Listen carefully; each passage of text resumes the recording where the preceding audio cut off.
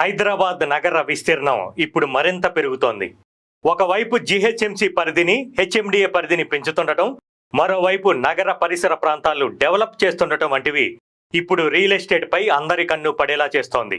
అయితే real estate లో పెట్టుబడి పెట్టాలనుకునే వారికి మొదటగా గుర్తొచ్చేది షాద్ నగర్.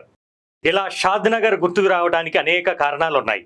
ఇంటర్నేషనల్ ఎయిర్పోర్ట్ కి దగ్గరలో ఉండటం, బాలానగర్ దగ్గరలో పోలే పల్సేస్, Microsoft data center, zoo park తో పాటు రీజనల్ రింగ్ రోడ్డు కూడా షాద్ నగర్ నుంచే వెళ్లటం, తెలంగాణ ప్రభుత్వం కూడా హెచ్ఎండిఏ పరిధిని రీజనల్ రింగ్ రోడ్డు దాకా విస్తరించాలనే ప్రతిపాదన, ఔటర్ రింగ్ రోడ్డుకి, రీజనల్ రింగ్ రోడ్డుకి సమాంతరంగా రైల్ లైన్ కి గ్రీన్ సిగ్నల్ రావడంతో ఫ్యూచర్ లో షాద్ నగర్ అనేది మరో హైటెక్ సిటీ, మరో మాదాపూర్ గా మారుతుందనటంలో ఎటువంటి సందేహం లేదు.